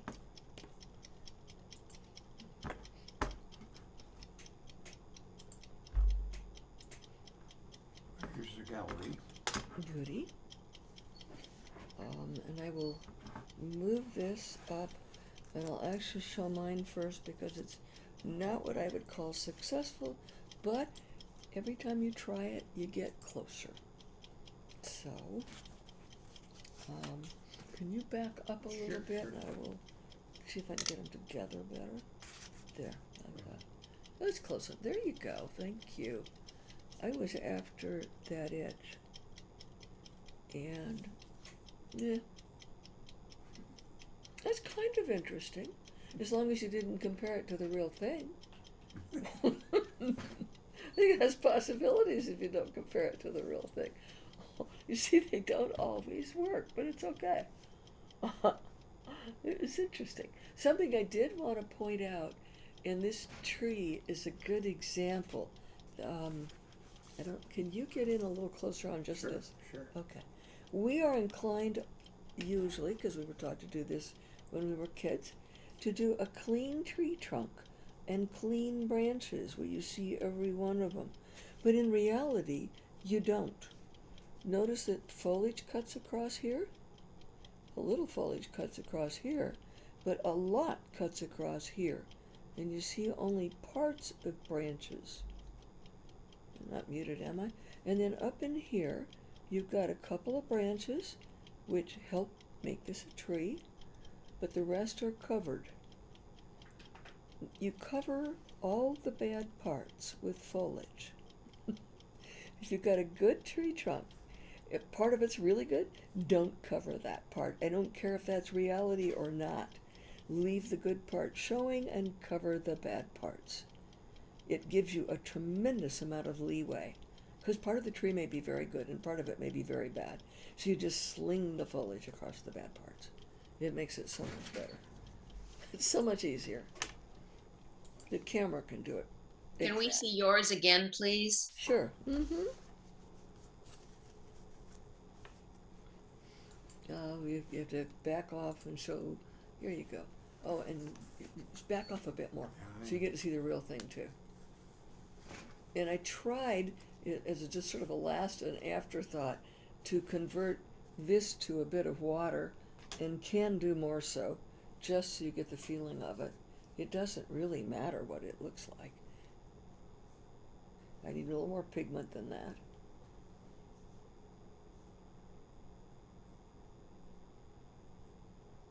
There it is. Now that's enough to make you think that might be water, even though there's not an edge that would probably be here someplace like that. And that's not the right edge, not the right angle, but whatever. You get the idea. You can, if something's not really perfect, you can really learn from it by making changes. It's not going to get a heck of a lot worse, and you'll learn a bunch. Here's the gallery. Pick who you Okay, want. now let's find out what you've done. So let's start with Juliana. She's right down there. Aren't you lucky? Oops. Oops. Oh, nice. Nice job. Very good job. That's spectacular. If you were someplace in Europe and you caught that as part of the giant picture with everything, that is nice. Good job. Huh. Thank you. Uh-huh, yeah. And it's surprising when you see that little makes a whole picture. You don't have to get a whole picture. How about Maggie? She's right there. All right. Okay, so I just decided to keep it in black and white because the area I was doing didn't have a lot of color, and I kind of like the shades of gray. Black and whites are very, very strong. And a lot of people in my classes go back to using just the pen before the end of the class because they discover how much it'll do. That's nice. Look at those soft washes that make the inside of that recessed area. And then you've got detail in the darks. That's very nice. Thank you. Uh-huh. Oh, what fun. Let's see, who, Carol, who'd you get next? Carol? Can you see her? She's, Claire Hay. we got Carol, she's over Okay, here. sure. Ooh, another one, beautiful archway. You're really picking on that. Whoops, there you go. Really, oh, I couldn't even make that much out. And you can. So now you could do that. Now that's 20 minutes. Is everybody muted? Because I can't see her picture. Oh, I have not, no, I have, If she will unmute and speak, then it'll bring her forward. oh good. Carol, unmute. You got a button somewhere that's she's got a not- little red. she got Yeah, it. okay. Now, Now I'm unmuted. now can you see it? It's nicely done. And I never made that much out of that figure that's in the recess area, which you can do. The lovely tones on the wall. Hold it back closer to you because then it doesn't pick up quite so much reflection. There you go. Okay. And you got some beautiful light tones, as if it were old plaster. Very nice. Yeah, cool. And I was trying to do a contrast with the blue and the orange, Mm-hmm. opposite on the The color orange, wheel. the orange is popping, so there's got to be blue in there to make Yeah. that orange just jump out at you. Yeah. Okay, Mary Okay. Kay, she's down here, Yeah. trying to get a break. And not Oh, I needed to change locations. So, wow, this was really challenging. I got like, beautiful, soft use of watercolor. You've got a knack with it. Somehow it's working very naturally for you. well, this was hard. Yes, it was hard. This was hard. I didn't pick an easy one. I picked a tough No, you one. did not. You guys are advanced, and I picked a very hard one for you to pick something out of. The ones you're going to get for your homework are actually easier, so you'll enjoy Oh, it. oh, good. Yeah. I look forward to that. The way you're handling, hold it up again, would you? The Oh. way you're handling those washes. If you look in the alcove where the statue is, there are slightly darker washes laid over slightly lighter washes to make that background. And you can build something darker bit by bit by putting something over something else. Don't stir them together, then they get boring. Lay it over on top. It's Okay. very fresh. It is very watercolor. Nicely done. Okay. Everybody's different. It's so much fun. Yeah. I'll Um, bring up the whole thing. Now, who are we missing? Well, here. Who'd you get? We got everybody. Is it Claire, Joy Thompson. Did we Claire. get Claire? No, No, we didn't get Claire. I know. I think she's available. She's way over here. Yeah. We're looking at our gallery. And unmute yourself, Claire. It's not like you to be muted. Okay. Oh, isn't that fun? The water, the side of the building, it looks so inviting. Really. Yeah, well, I had a little issue with the cat wanting to get involved. So. Oh, okay. Well, unless you're someplace away from your cat, you're gonna have a problem. I don't think I've ever had a cat really interfere, but I know some of them do. Some of them really have a good time. That's pretty. And that would be so much like being somewhere on a little lane, just taking the time to enjoy it. Very nice. Beautiful colors. Notice, there's something I want everybody to notice. Notice the darkness. I don't think you can hear me. Oh, yes, you can. I'm echoing. Somebody else is talking. No, I'm echoing. That's me. See, I'm echoing. I don't know how. Oh, yeah. The darkness in the bush that's in the middle, that is drawing you to there because of the heavy duty contrast. Whereas where you've darkened the reflections, or shadows rather, on the vines on the side of the building closest to us, that's appropriate. Where you have your darkest darks and your lightest lights in the near, and then in the farther you wouldn't have that jump that much. It wouldn't be, you wouldn't have a real dark against a light in the distance. That's the only thing I can, if you change that, it's gonna be perfect. Lovely. Okay. And it makes a great point out of that too. Anybody else want? Yeah. Oh, yeah. I mean, best thing is me just come over here and go to the gallery. Okay, now have you got everybody? No, can you do me, Joy? Joy, yes, let's do Joy. Yeah. Another beauty. You've all picked that same area. Not all. The bushes, the vines are just gorgeous, and so's the water. The water's terrific. Okay, so are you saying that the I don't know, that dark area in the back should not be that dark? I had a hard time trying to get any color for that. Should that not be so dark? Probably not, because it's drawing you right back there, because you've got a dark and a light right next to each other. Okay. The wall with the bushes or the vines is just beautifully done. Okay. And the water is working very nicely. The edge that is as distinct in the distance as it is closest to the front, it shouldn't be quite as distinct in the distance. Okay. I mean, I'm being real picky on these, but I think you guys are ready to be that picky. Yeah, that's what we want to know. Thank you. Wendy Smith. Wendy, where's Wendy? Right here. Oh, good.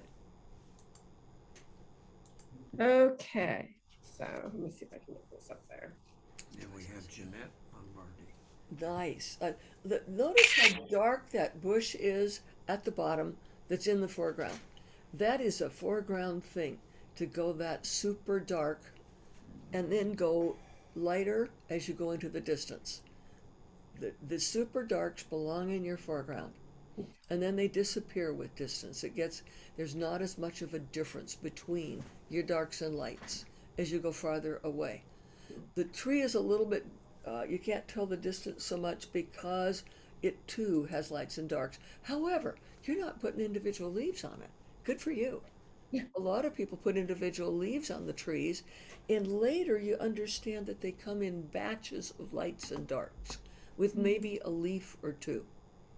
I thought what I was going to try to do, and I ran out of time because I was trying to play with the sky, but I thought what I'd do with the background here is do it in a much lighter tone, like kind of a grayish yellow or something, and then maybe do a really pale grayish red roof to try and move it back a little. You could go ahead and do that, but again, I would say watch the time. 20 minutes is a good amount of time. And if you're finding that you can't do it in 25 minutes, look more for whatever the focal point is and stay on the focal point. Don't get the whole thing. In fact, your brain went to, okay, I've done this architecture and I want to do the sky. Second focal point. Try to keep it to the one. And it's hard, especially if things are very closely related, like the Grand Canyon. The Grand Canyon is just impossible because you do a part and then the part next to it is terrific and you switch to that, and then the part next to that is terrific and you switch to that, and you've got 3 focal points and it doesn't work. And the first one was good. And you don't stay on it. Okay. It's Jeanette's the last one. Where's Jeanette? Right there. Okay, cool. There she is. Oh, crash. Crash. Nice. Ooh. Very nicely done. Look at those soft areas that make it without individual detail. That's very nicely handled. Hold it back. Yeah, that's fine. That's fine. But it's very nicely handled, and you've got big areas and then a few areas that are smaller and no detail. I got caught in the detail more than you did.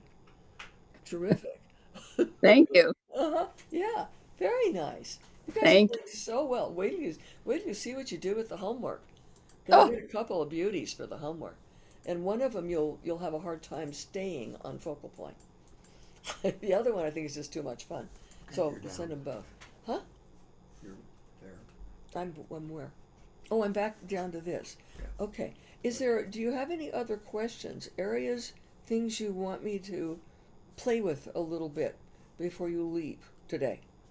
Yeah, I have a question, not specifically about this, but it would be awesome if you could anticipate anything that we're going to be looking at in class. Like if I had had this photo sent to me, I could see it better. If I could print it. Oh, You know what I'm saying? My screen is pretty small. oh, okay. That's a point, because some people work with cell phones. Yeah. My brother lives on a cell phone and does everything on a cell phone. I don't see why his eyes haven't gone, quite frankly.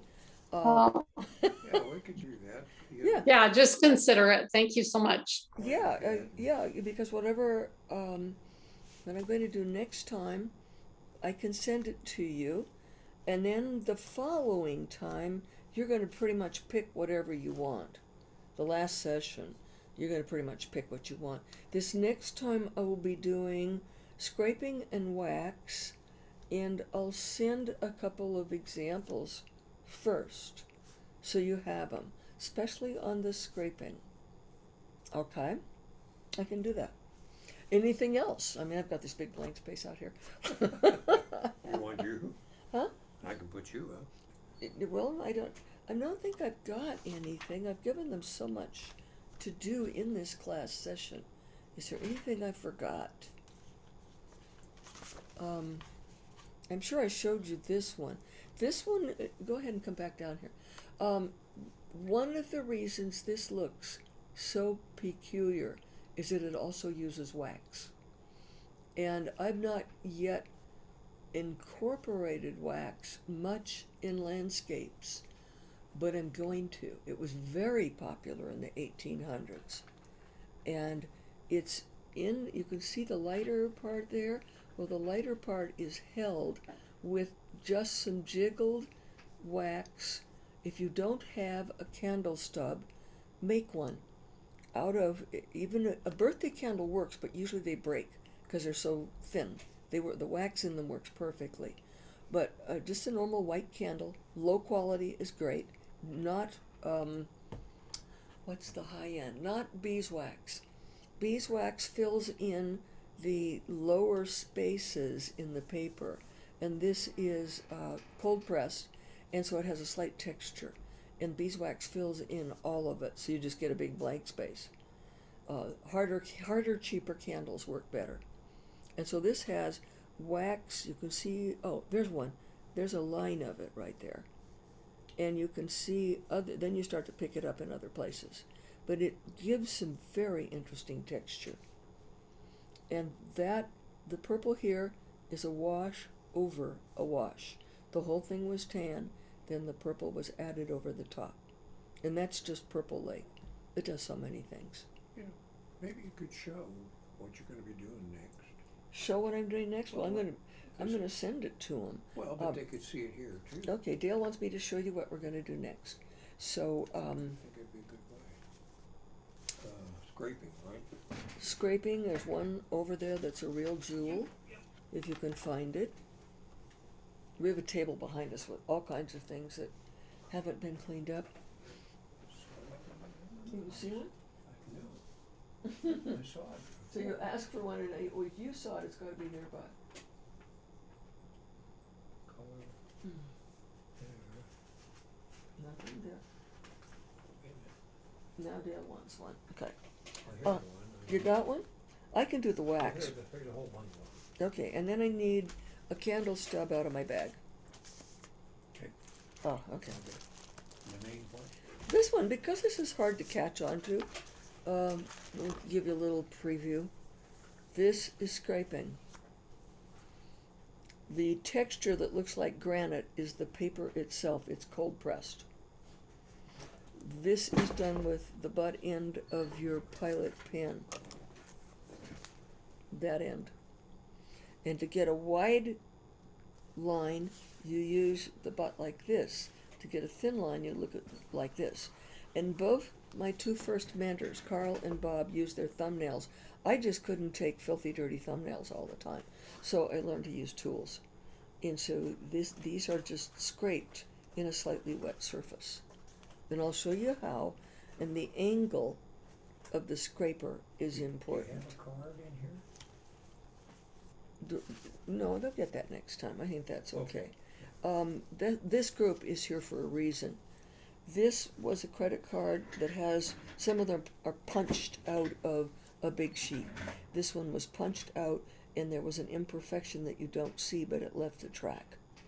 So that's why there's a track like that. Notice the water. The water is simply a wash with horizontal washes. You want to know how to make water. Same thing with that one. Horizontal washes, and it makes water. And then this one is scraped too early, so it backflows.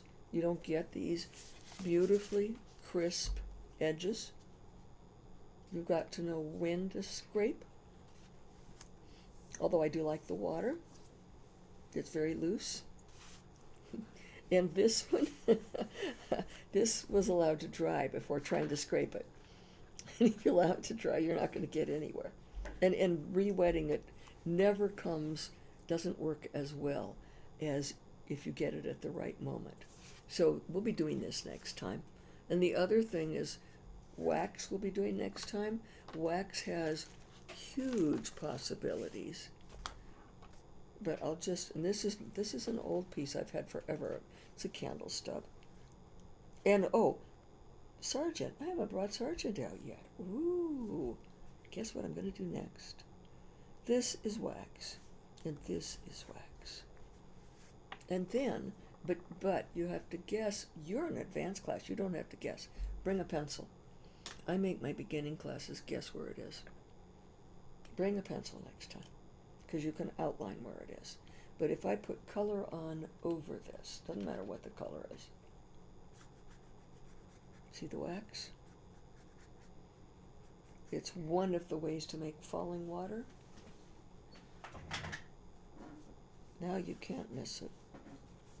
But we'll be playing more with that next time. Oh, that's Carlson.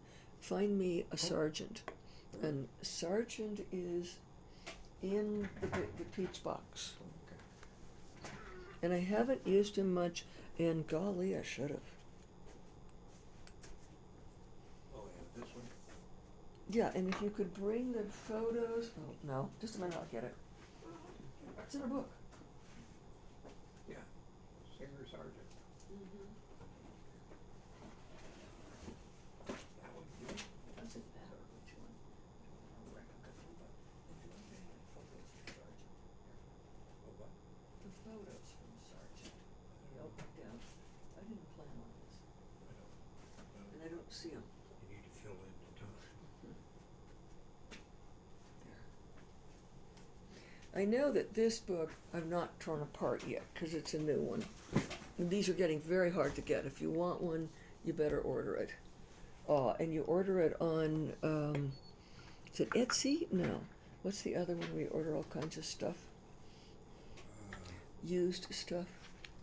Yeah, I can. I'm going to look for a specific sergeant so I can show you how much he doctored up his watercolors. Because he doctored them up. They are full of wonderful stuff. But it took me years before I realized what he was doing. Years. I mean, I just never noticed. It's amazing. It's in this area, and it's one of these. I don't think I've taken it out of this book. because I've torn up 2 of these so far. Not yet. There we go. We're on it. Okay. This one. And I don't really want to get paint all over the outside, but I bet I do. Okay. What page are you on? I am on 95. And if you look at this painting, you see the statues and you see the pots extremely distinctly, but you would never have seen them with the original background. It's right there. The entire thing had that horrible background where you wouldn't have seen a thing. The tip-off, which I didn't realize for years, I used this when I was oil painting. I'd get stuck and say, well, how did Sargent handle this subject? See this right angle on that plant? That's a natural plant. It does not have right angles. He cut the background in without paying attention to the foliage. He painted very fast in watercolor. That was the tip-off, that all this dark was added afterwards to make you see the statues and the pots. And then the shadows, of course, were added afterwards. That way, you're going to see what he wants you to see. So once you see this, then you start looking at some of the others. And how is he playing with my head? How is he making me see what he wants me to see? This statue is not drawn with a pencil. It's drawn with dilute watercolor. We're going to do that too.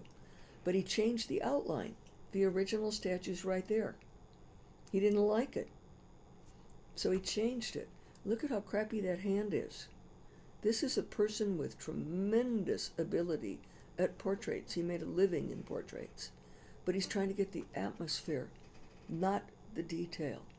And he gets the atmosphere. Again, he's using a really weird background. And things are just cut in across it. Another one that's fascinating, once I started to analyze them and really look at them, and then I got to see most of these paintings up close for real in Brooklyn when they were there.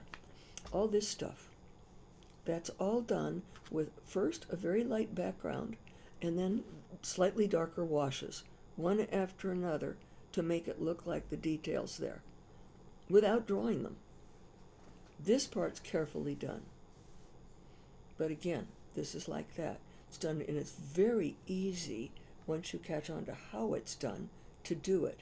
You can see it right there. That's not drawn with a pencil, that's drawn with dilute paint over a lighter color. It just, when you start to analyze them and copy them, he's very easy to copy because nothing is hidden. It's all right there. It's just, he's fun to copy. Some things are hard. This one, he absolutely botched that piece of statuary. Total botch, but left it anyway. Look at the gorgeous water. Gorgeous water, gorgeous balustrade. That dark is again put in to make you see everything.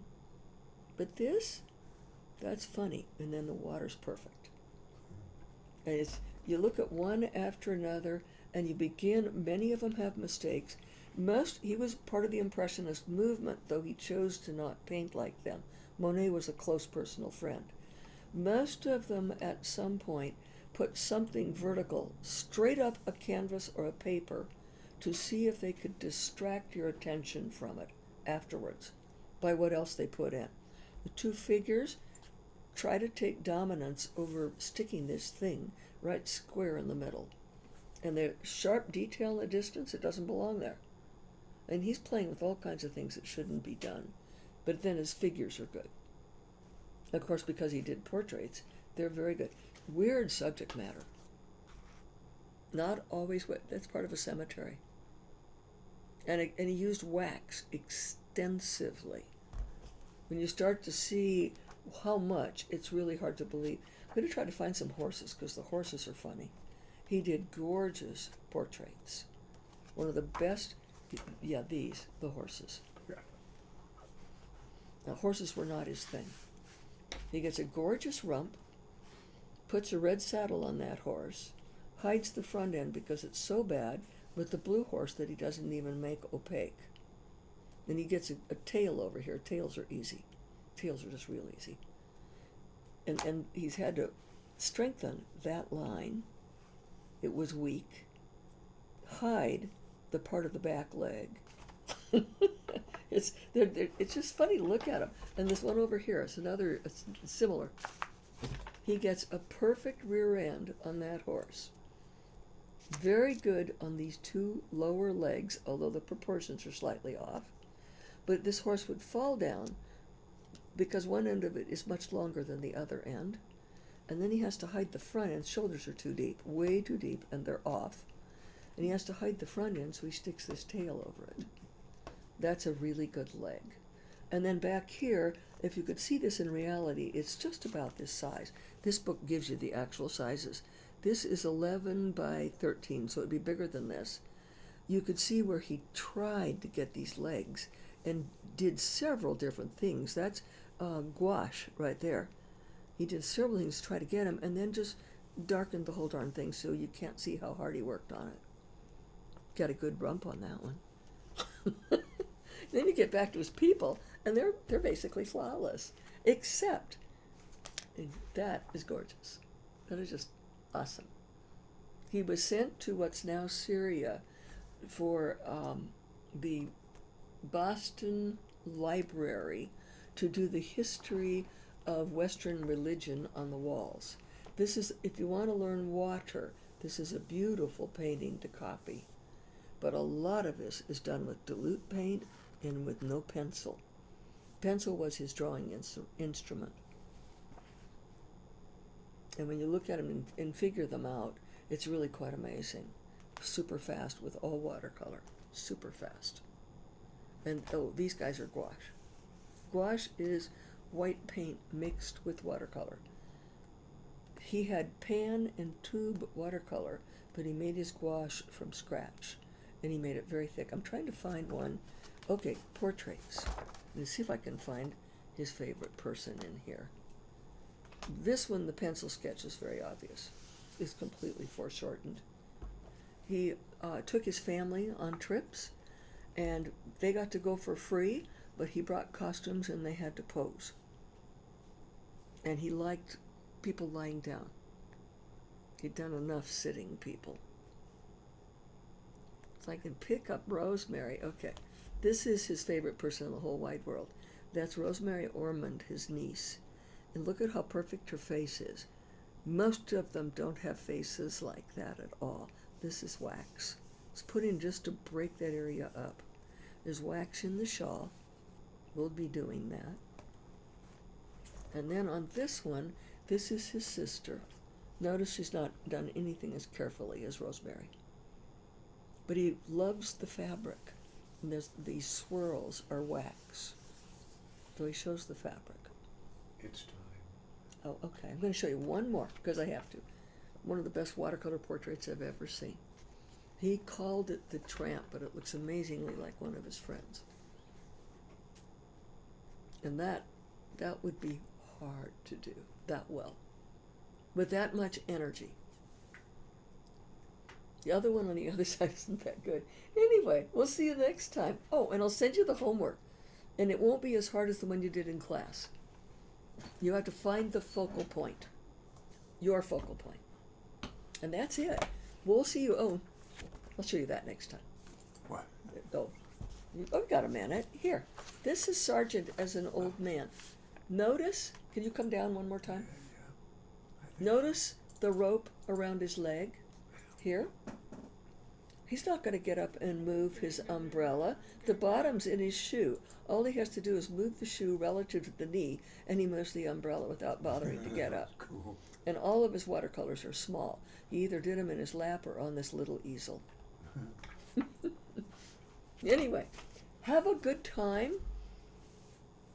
We'll do focal point. I'll send it to you. Oh, somebody's talking. Anybody have any last minute comment? We can run on a minute. Yeah. You look tired, so I guess we did our job. So thank you. We'll see you Thursday, yes? See you Thursday. What is this? This is Bye-bye. yeah, Thursday. Yeah.